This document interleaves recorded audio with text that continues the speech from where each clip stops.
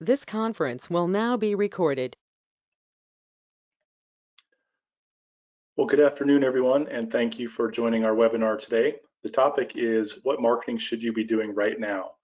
And right now is an interesting time, isn't it? We've got some practices around the country who are closed, some are just in the process of opening up, and others are open. And so as we walk through the webinar today, I'm going to keep that in mind and try to make the recommendations based on which of those groups you might fall into. So for the agenda, I'm going to start out with just a few brief slides about myself and WEO Media, just so you can understand who we are and what we do, give you a little bit of context for the webinar today. Then we'll talk about what normal marketing would look like before the coronavirus. And then specifically, most of the webinar is going to focus on what should we be doing right now in light of this whole new world we live in. It's pretty crazy. So my background briefly, I'm one of the founders and partner at WEO Media. It's a national dental marketing agency. We started WEO back in 2009. Since that time, we've grown to about 50 employees and over 700 dental practices, both general dentistry and specialists alike, that we do marketing for around the country, primarily digital marketing. Also, the last 2 years, Dentistry Today named me one of their top CE leaders and consultants. So that's quite an honor, and I appreciate that. Our company has been fortunate to win the ADA's Best of Class Award 4 years in a row now for being the top website and online marketing company in the dental industry. And so every year at the ADA Expo, at their national annual conference, the Seller and Technology Award is given to us for this category. So we're very honored to have won that as well. Now, when I teach these webinars, whether I'm doing lectures or webinars, I'm teaching based on a lot of data and experience. So our company, we provide over 24 marketing services, and you can see many of them here on the screen. So what I'm teaching today is based on our experience of providing many services to hundreds of practices around the country. So I'm going to teach you based on data, case studies, and just analysis that we've seen over the years. Okay, so in an ideal marketing program, we've really got 3 possible components. There is internal marketing, which drives patient referrals, and that's the best form of marketing, most cost-effective, and that's great. And in days past, in the past, you could actually pretty much keep a practice full just with patient referrals. And those days are pretty much gone for most practices. You still want that to be a primary source of new patient flow, of course, but what most practices have had to do is add or supplement to their referral marketing, online marketing, and in some cases, direct consumer marketing. And we'll talk about kind of what those things look like. Now, a couple of notes here before we get started. Again, in an ideal situation, kind of pre-coronavirus, what we would always recommend for a practice is to spend between 3 to 5% of your revenue on marketing. So if you're $1 million practice, that's $30,000 to $50,000 a year, or maybe $2,500 to $4,000 a month on marketing, to put that in perspective. Practices that are in that range typically do very well. There's an organization called ADCPA, the Academy of Dental CPAs. Their website is adcpa.org. There are dozens of dental CPA firms around the country that collectively represent over 9,000 dental practices. And so they have a lot of data and a lot of knowledge about practices that are growing and what do those look like. And I know a number of those CPAs, and they typically all recommend 3 to 7% of revenue should be spent on marketing for their practices that they see are doing well. So something to keep in mind. Now, when you are spending money on marketing and you're driving in patients, it's really important to understand what is my acquisition cost. And so what we see, once a marketing program is ramped up and working effectively and well, we generally are driving new patients to our clients for around $100 to $150 per patient, maybe as high as $200, but something in that range is where you should be shooting for. It's really important to have tracking programs in place. So you're using phone tracking numbers and data analysis so you can understand where new patients are coming from. We'll talk about that a little bit more later. So that's in the ideal situation pre-coronavirus. What about now? What does this look like? Well, the first thing I really want to focus in on here is safety. So before the coronavirus, the main hot buttons, the main decision-making points that patients would look for when looking for a new dentist would be things like, are they in my insurance network? Are they physically close to where I live? Is it affordable? Are they offering the services that I need? Those types of things. And those are still, hot buttons. They're still decision-making points. But I would say right now, the number one most important thing is safety, for obvious reasons. So what I'm recommending to all of our clients and all of you listening to this webinar today, make a list of everything you do that is related to safety. sterilization, PPE, your equipment and protocols and processes, safety practices. If you have any sort of, air filtration or HEPA filters, any sort of UV that's killing, viruses, anything that you're doing that you have done historically or that you're going to be doing now going forward, social distancing, whatever else, make a list of everything you're going to do, right? Just make a big list.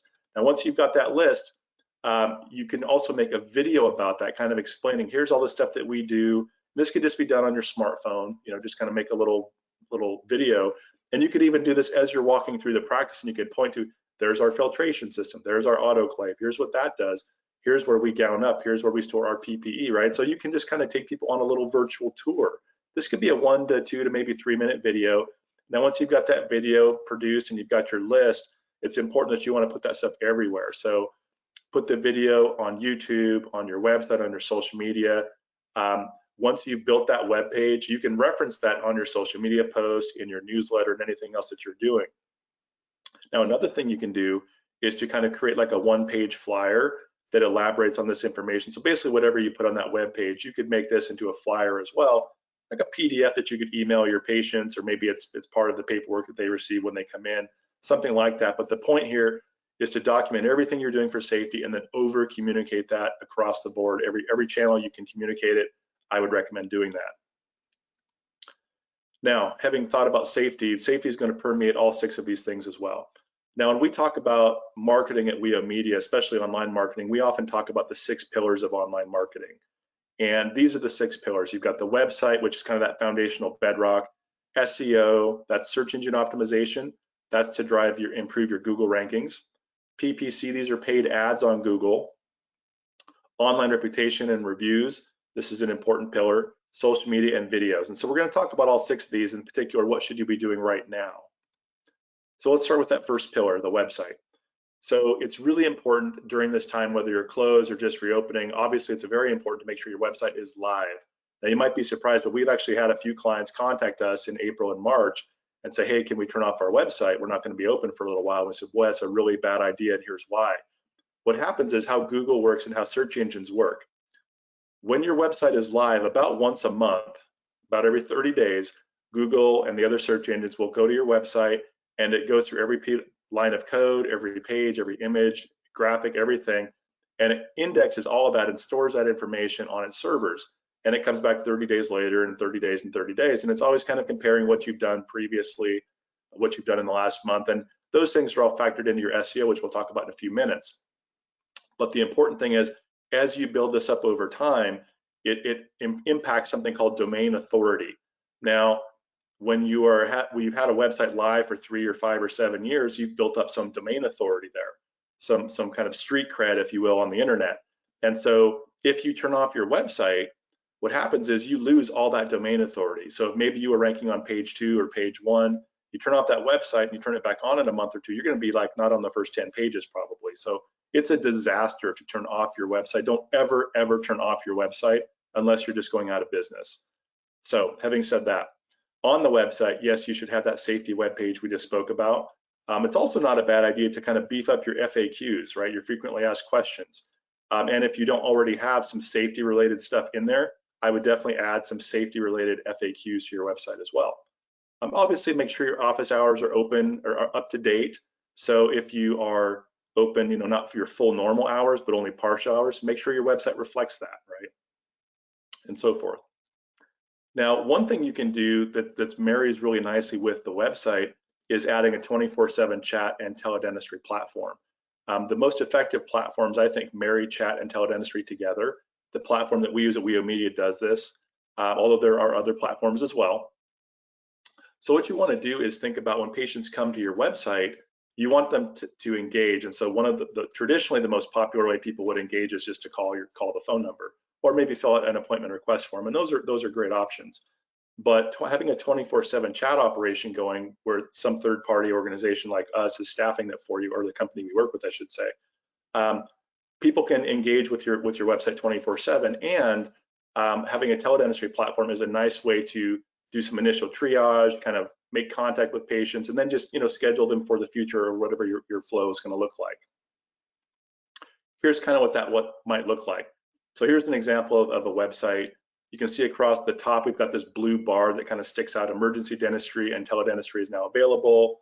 To schedule an appointment with one of our doctors, please use the live chat right on the website. And then there's the chat box. And so this is a nice way, again, 24/7 to convert people, because the teledentistry platform tied to your chat, people are always answering that chat. So this is a nice way, especially if you're spending money on digital marketing with SEO or paid ads or whatever, you're driving traffic to that website, you want to make sure you're capturing all the leads. And this is a great way to do that. Now, the second and third pillars are SEO and PPC. PPC stands for pay per click. These are paid ads or paid traffic. SEO stands for search engine optimization, and these would be the organic results where Google's going to place you where it thinks it should based on what people are searching for and based on why it thinks you're important. So on the left of the screen here, this is a search for a dentist in Portland, Oregon. Now at the very top, you'll see this, where I've circled with the little blue circle here. These are the pay-per-click ads, PPC, okay? So that's paid traffic. That's one option. Now, if you look right below that, what I've circled in green here, outlined in green, this is the organic section. So you've kind of got the map in the middle and organic listings below the map. Those things consolidated, all those things combined are determined by Google and influenced by your SEO activities. So really you've got three distinct opportunities to get found on page one of a search, or any page for that matter. The paid ads at the top, the organic map in the middle, and the organic listings below the map. And so all of these things are important. So we'll talk about SEO and PPC as the second and third pillar now. So let's start with SEO, search engine optimization. Well, how does it work? So as I mentioned a few minutes ago, Google about every 30 days is coming to your website and it's analyzing all kinds of stuff. Your website code, have you added any new content? Have you added new blog posts? Have you improved your code? Have you added, things like reviews on Google? Have you added social media posts on Facebook? Have you posted new videos on YouTube? It's looking at many, many, many things, okay? Now it takes time to gain traction, like I mentioned before. So think of this kind of like a marathon. I do a lot of distance running. I like marathons, and so I tend to use these types of analogies. So let's say we're all running a marathon right now, okay? All of us listening to the webinar right now, we're all jogging in a pack on the marathon. We're getting around mile 21. We're starting to get pretty tired, and all of a sudden we notice around us, people are starting to sit down and starting to walk. And now when you're all running in a pack, it's hard to get separation between you and the other people. But when everybody starts sitting or walking, you can get separation pretty quick as long as you keep going. That's what's kind of happening right now with SEO. A lot of practices are stopping their SEO activities, and this is really detrimental. I'm going to show you a case study in just a couple of minutes that demonstrates what happens when you turn off SEO. But trust me, when the patients come back, you're going to want to be on page one or be as high as you can, because that's where the vast majority of available new patients will flow, is through page one of Google.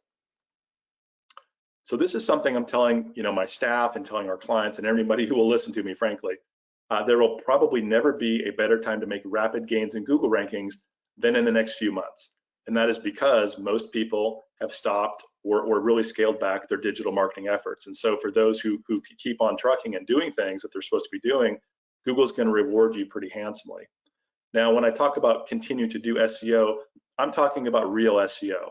Now, unfortunately, in the dental industry, there are a lot of companies in this industry who have figured out, you know what, if we charge doctors like $300 a month, that's a low enough price point that we don't really have to do anything. They're not going to scrutinize us too bad.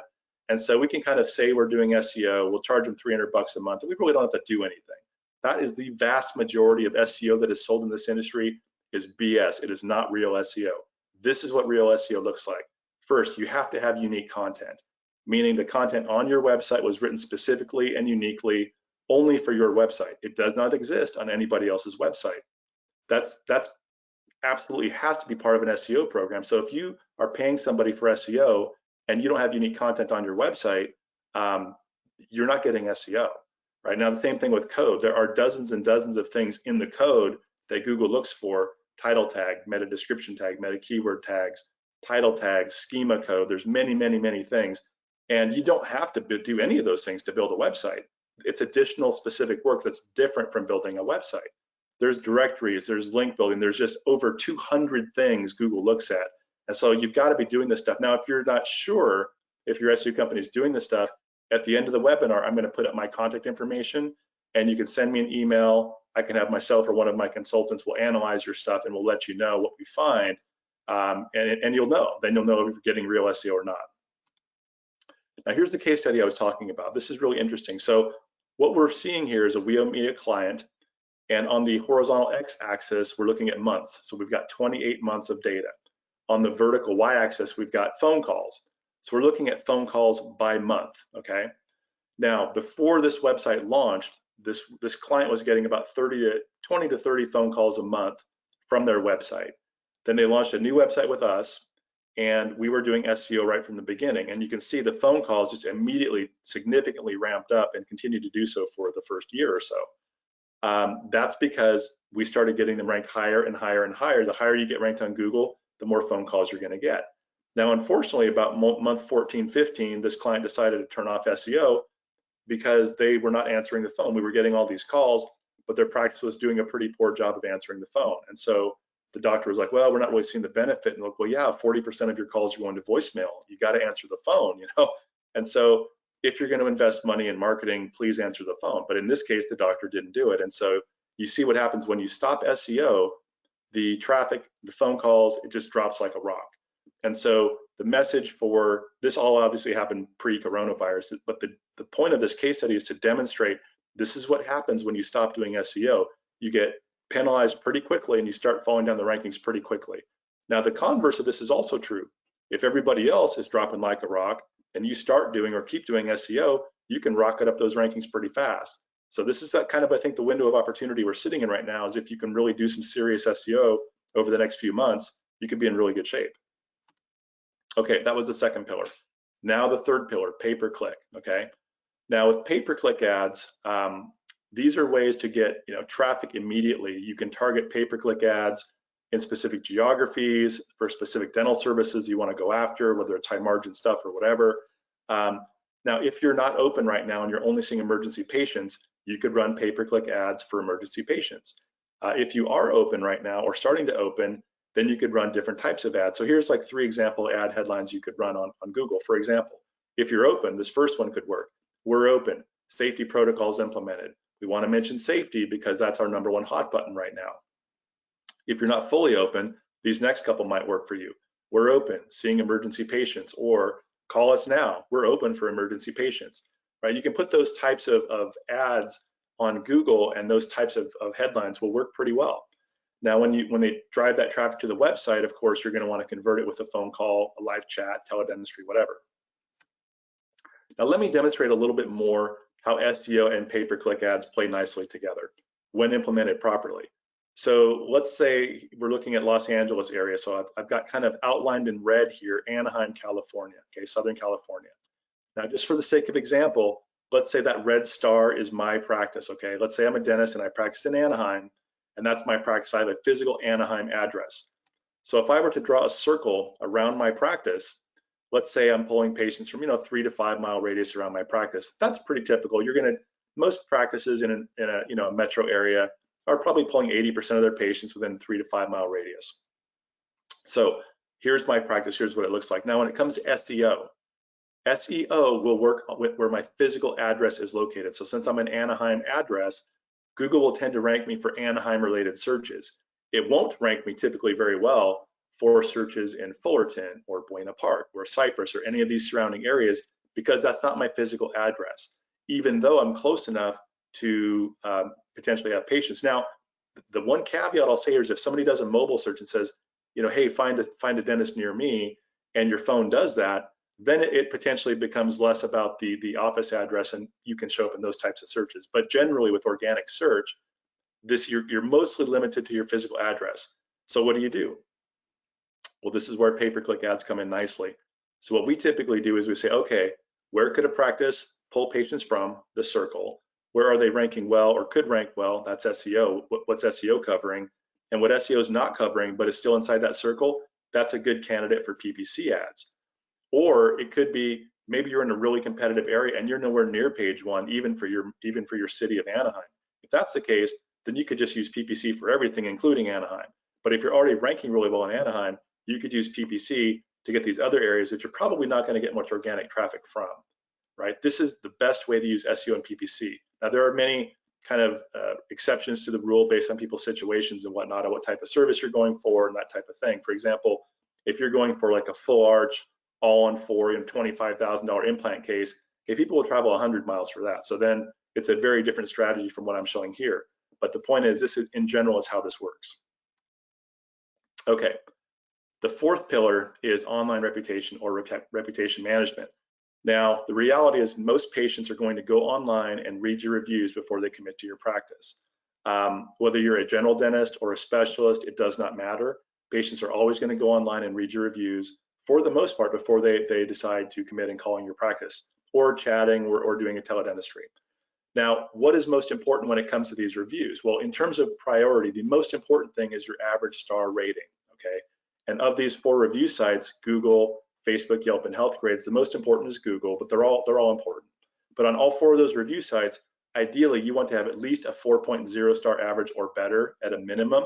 Ideally, 4.5 stars or better would be your target. So that's the most important thing, is that average star rating. Now, the next thing that's pretty important is getting recent reviews. You want to have reviews in the last 2 to 3 months, as opposed to, oh, my most recent review was, a year and a half ago. That doesn't really look too convincing to a patient. So what you really want to do is have a high star rating, kind of be getting consistent reviews recently, and overall quantity matters a lot too. So if you've got, a great star rating but only 17 reviews, the guy down the street has about the same star rating but 97 reviews, that's going to typically trump, even if you guys are anywhere near close in your star rating. So it's important for all 3 of these things to be in case. Now, one thing I want to point out here, this is an interesting case study.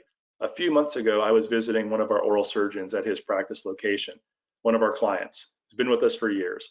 And he told me something that I was pretty amazed by. He said, Ian, I'm getting 1 to 2 new patients a day from people who were referred to a different oral surgeon, but they came to my practice instead because of the strength of my Google reviews and my web presence, what you guys are doing for me online. And so we're getting him a ton of patients from what we're doing for him.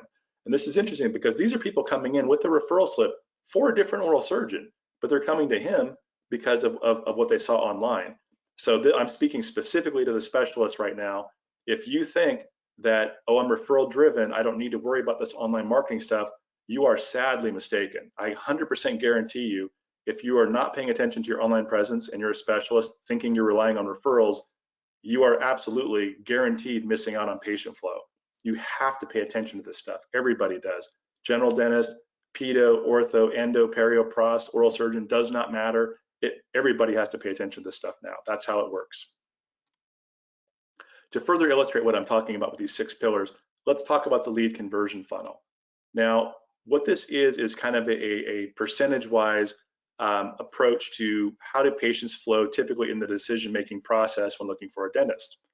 So if you're doing direct mailers or print ads or radio ads, that type of thing, you've got about a 1 to 3% conversion rate, meaning for every 100 people who get that mailer, you might get 1 to 3 of those people that reply, right? It's pretty low. You're basically developing brand awareness. It's not a great lead generator. Now compare that with people hitting the website or reading your social media. About 10 to 20% of those people who hit a website will actually pick up the phone or engage in a chat or a teledentistry. That's a much better conversion rate, obviously, than brand awareness. But compare that to reviews. So it's between 40 to 70% of people when they hit a review site, that's typically the final thing that they're looking at in their decision-making process. So they're kind of browsing with the website and social media, they're deciding with the reviews. Now, it doesn't always flow this way. They don't always come to your website and social first, then do reviews and then call. Sometimes they start on Yelp, then go to your website and call, or maybe they find you on Facebook, then look at Healthgrades and then go to the website. So it flows all kinds of different ways, but just understand statistically, most of the time reviews have the biggest impact on people's decisions. So you have to pay attention to all 6 of the pillars. This is why. Okay, the 5th pillar is social media. So not surprisingly, right now, people are spending a lot of time on digital devices, right? Their laptops, their phones, their tablets. So people are looking at news, they're reading newsletters, and they're definitely engaging in social media.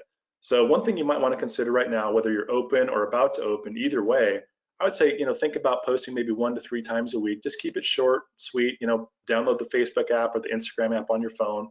And just, keep it short and positive. Maybe you're out walking the dog, hey, it's a sunny day, just thinking about you guys, out having a good time walking the dog.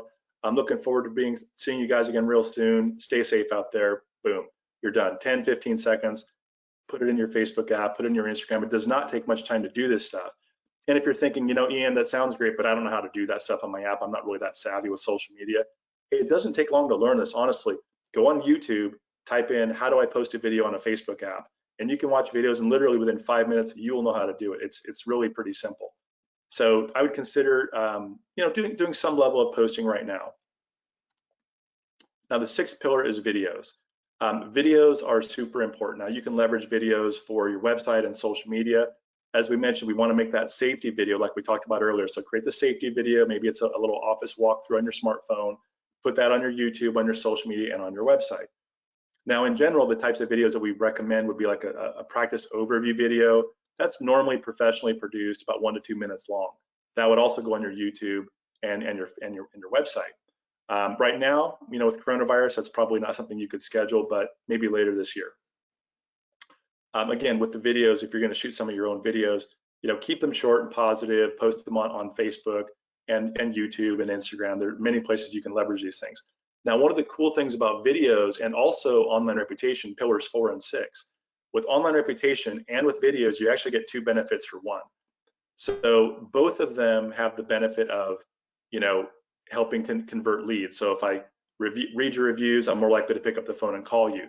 If I watch your videos, I'm more likely to pick up the phone and call you. So they both help with converting leads into calls, but they also both really help with SEO, with pillar 2, your Google rankings. So Google looks at reviews as a huge ranking factor. So the more reviews you have, the better for your Google rankings. Google looks at videos as high quality content. So if you're posting videos on your social media and your website, Google really likes that, and that also benefits your SEO ranking. So with reviews and videos, you really get kind of the benefits of both better rankings and better conversion rate. Super important. So that's why all 6 of these pillars, you really can't have any chinks in your armor today. It's too competitive online. So you've got to be doing all 6 of these pillars effectively. And if you do, you can get great results. You know, but there's more than just the pillars, right? There are other things we can be doing. One of the things that I'm really recommending right now is just the good old-fashioned email newsletter, the eNewsletter. What we're seeing right now, because we send out many, I don't know, probably close to 100 newsletters we send out on behalf of our clients to patients. So we send out tens of thousands of newsletters. What we see right now, the open rate is like 25, 30, 35% open rate on these newsletters. So people think, oh, nobody reads email anymore. And I'm telling you what, 25 to 35% open rate, people are reading this stuff. And so you can have a company like us do it. Our newsletter service is literally $50 a month and we do it for you. It's super cheap. Or if you want to do it yourself, there are 2 great options I've listed on the last bullet here, Constant Contact or MailChimp. Those are great do-it-yourself platforms. You can get on there. They're relatively inexpensive. I think maybe $15 a month, something like that. They're awesome platforms. But regardless of whatever you're doing, whether it's you're doing it yourself or hiring an agency to do it, what I would recommend is typically like 2 to 3 articles. Maybe you send it out a couple times a month. One article could just be kind of personal. Hey, here's how we're doing. Here's what we're doing at the practice. We're looking forward to opening soon. Another article is maybe positive, you know, something fun happening in the community or just positive in the world. And then something around safety specifically, like we talked about earlier. So I think if you're putting those types of content pieces in your newsletter, you can send out once or twice a month right now. And obviously, if you know you're about to open up, like, oh, hey, we're opening on May 18th, you need to be blasting that out everywhere. Put that on your website, on your social media, in your newsletter, everywhere, right? On your phone messaging, etc. Now, I've covered a lot of ground here in this webinar. One of the things that we like to do is offer a consultation with our consultant. So if you are interested in saying, hey, could you guys analyze my SEO or my website, you know, just my online reputation, whatever it is, what we'll do is we'll have our consultants will analyze all this stuff for you. It's not a sales pitch, it's an analysis. And we'll give you the analysis. Now, if you would like to work with us, of course, we would love to work with you, but we're not a high pressure sales pitch organization. We're an education organization. So we want to educate you with, like, here's what we found. Here's what you could do to improve this. If you'd like us to help, we would love to help you, but it's up to you, right? So we'll give you the information for free. Also, if you engage in a consultation with one of our consultants, they will send you one of our books for free. This is the book that I wrote. It was published last year. It's called Mastering Practice Growth, the definitive guide to growing your dental practice or dental group. It is packed with tons of information about how to grow your practice. What I've covered in this webinar is just a tiny fraction of what's in that book. So if you want to talk with one of our consultants, they'll send you one of those books for free.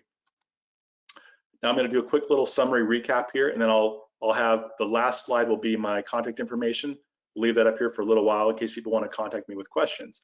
So in summary, number one, right, we want to keep that website active, make sure it's up to date with office hours.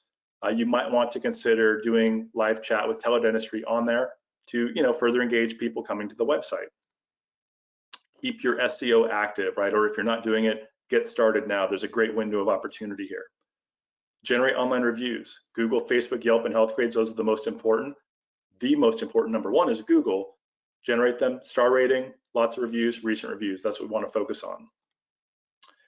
Consider Google PPC ads, right? Consider that paid traffic to generate additional website leads. This could be, again, for certain services, certain geographies. These ads can run very, very targeted. So that's something that if you're not sure how to do that, that's definitely something I would outsource to an agency because it's fairly technical. So we can help with that if you'd like. Consider an email newsletter, whether you're doing it yourself or having somebody else do it. And then last but not least, safety messaging, right? Your safety messaging needs to permeate everything you're doing with all your communications, right? So just everything we talked about today, make sure safety is always running through the filter in your mind. What am I communicating and what am I talking about safety here? Because that's just going to be a big hot button for the rest of 2020, probably well into 2021 as well. Okay, so what I'm going to do is leave my contact information up here for a minute. I know typically in a webinar like this, we've got people from all over the country, and no doubt there are many questions. And so one of the questions, I saw a couple questions come in, so I'll go ahead and answer those, and then I'll leave my contact information up here, and then we'll wrap it up. So one of the questions is around SEO in terms of, I mentioned, the cost of $300 a month is not really going to cut it. What do you recommend? Well, in our experience, to do real SEO, it typically ranges from about $500 to $1,000 a month. And that might sound expensive, but if you're driving 10 to 15 to 20 new patients a month from that, it's a really good return on investment. Typically, SEO is the best bang for the buck in terms of return on investment if you're doing real SEO, which gets you on page one. So we have different levels from 500, 750, or 1,000 based on the market. So if you're in a smaller market, it's probably 500. If you're a mid-sized market, it's probably 750. If you're in a large city, probably 1,000 or more. But it's worth it if you get on page one, because the bigger the city, yeah, it's more expensive, but there's a lot more traffic. So those are the things that you'd want to know. Now, if you do purchase SEO, whether it's from us or anybody, what you want to know is, are you going to send me a monthly report? Are you going to put in that monthly report what you actually did for the month? Yeah, of course, it's going to include website traffic and phone calls and key metrics like that. But I also want to know, what did you guys actually do this month? In our reports, we put stuff like, we wrote these blog posts, we updated schema code on these pages, we built these directories, or whatever we did. It's in there. And of course, it includes, our reports typically include traffic and phone calls and landing pages and all these types of metrics. And then the other cool thing that our SEO managers will do is they'll make observations and say, hey, here's something you could do to help us. So for example, right now, one of the things our guys are noticing is if you have a lot of photos on your Google My Business listing, that really helps your rankings.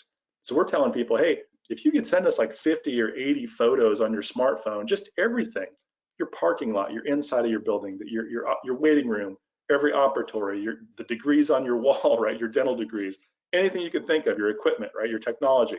Send us tons and tons and tons of photos. We will post those on the Google review, on the Google page, and it helps your rankings. That's the type of insight that they'll put in these reports. So again, if you're paying somebody for SEO, they ought to be transparent, telling you what they're doing, giving you insight and recommendations, and partnering with you.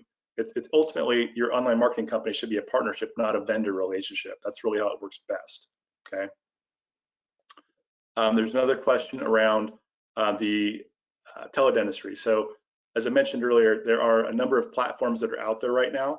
The platform that we're using is tied with the 24/7 chat, and so if you're curious, we can give you a quick demo of that if you want to talk with us on that and show you how it works.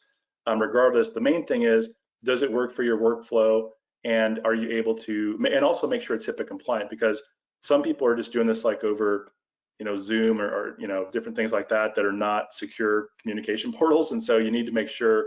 Right now, there's probably some grace because of coronavirus, but ultimately, you want to make sure that you're using a HIPAA compliant communication portal, which ours is. So anyway, those are some of the main items. So anyway, I want to thank everyone for joining the webinar today. I really hope you got some great information and some useful tips here. If you have any questions, please send me an email, right? info@WEO Media or Ian@WEO Media. I'll get either one of them, and we'll definitely make sure we answer your questions. So Hope everyone stands safe out there. We have another webinar coming up next week, and every month we're typically doing these webinars. You can go to our website and register for upcoming webinars if you'd like. I want to thank you for your time today, and stay safe. Thanks.